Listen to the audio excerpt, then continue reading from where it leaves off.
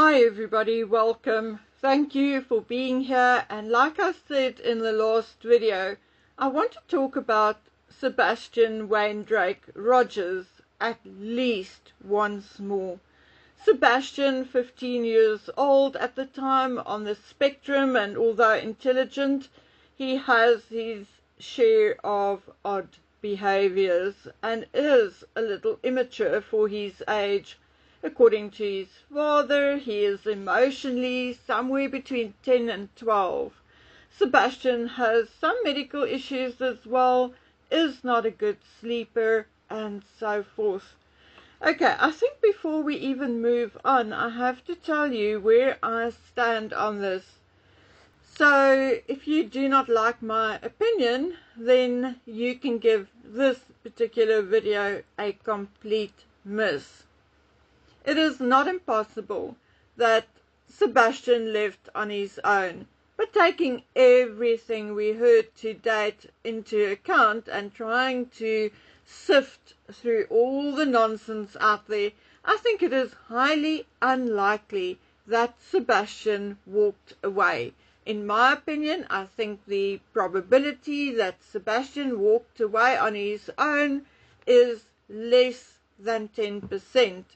But I mean, who am I? I'm nobody, so I may very well be wrong. Again, having said that, until we learn what really happened to Sebastian, I will stick to my less than 10% chance that he walked away.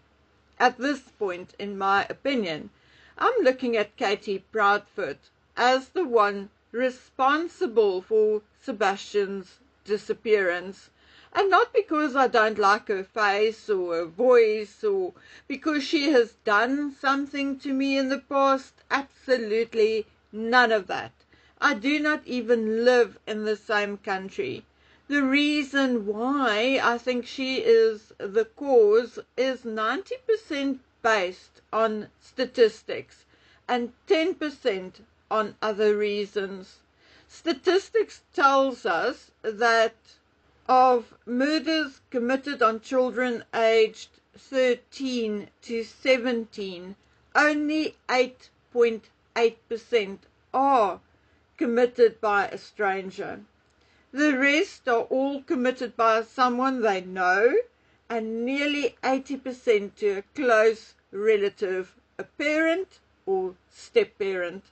The balance are committed by someone they know, like a boyfriend, a girlfriend, a friend, or other relative, uncle, aunt, cousin, so on and so forth. Parental abduction is also way more common than abduction by a stranger. It's all sad, very sad, but also true. Katie was also the last person to see Sebastian alive. They were home alone, and there was no sign of a break-in or any kind of struggle in the home. Had Sebastian thus been taken out of the house by a stranger, I'm sure there would have been a struggle or him calling out or whatever. Unless, of course, he was drugged and passed out or already deceased. As there was no sign of a break-in, if a stranger or anyone else, whether the stepfather, step-grandmother, step-aunt, friend, whoever, would have been involved, then they would have to been given access to the home. Now, who would have given them access? The only answer is Katie. According to stepdad Chris, no one in his or Katie's families have the front door code or keys to any other door, and according to Chris and Katie, the back door was indeed still locked when she discovered Sebastian missing. So that narrows the playing field, doesn't it? The only people with access to the home were indeed Chris and Katie. So either Katie did something on her own, or Chris came to help her, or Katie opened up to someone else. There are no other alternatives unless, of course, Sebastian went out the front door on his own, which I do not think he did. So statistics and logic tells us Katie had something to do with Sebastian's disappearance, and she may have summoned help. The question is, who came to help her? Was it Chris Proudfoot's mother and stepfather, or his sister, or who? Or did Chris himself drive all the way back home from Memphis? So at this point we are only left with Chris and Katie, or Katie and someone else. So what could have happened to Sebastian? Remember that Katie and Chris wanted to rehome Sebastian. Yes, I always thought people only rehome animals, but yeah, we've got this in black and white. They wanted to rehome Sebastian. Eventually, Chris had negotiated with Sebastian's father, Seth, for Sebastian to go and live with him. But that was only to happen later, once Sebastian was supposed to start a new academic year. In the meantime, Chris Proudfoot was fighting a custody battle with his ex-wife over his daughter. We also learned that Sebastian had some behaviors which obviously are outside of the norm. Things like, well, according to his mother and stepfather, he had episodes of bedwetting. We saw that he walked on his toes. We heard that he could be very boisterous and then have periods of being withdrawn and quiet. I'm sure that he had other mannerisms because he was professionally diagnosed on the spectrum, and we know he has other medical issues as well. And then, we haven't even started talking about psychological issues, maybe a remnant of being sexually abused and molested by an older child when he was only 8.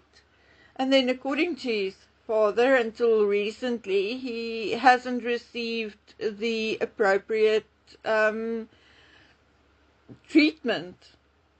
Anyway, so I'm sure there are perhaps more issues or different issues or other issues which we have not been told about. There are rumors that Chris Proudfoot sometimes referred to Sebastian as a retard, which of course he wasn't. As a matter of fact, he appeared to have been very intelligent. It is also rumored that Chris threatened Katie with divorce if she did not make a plan with her boy.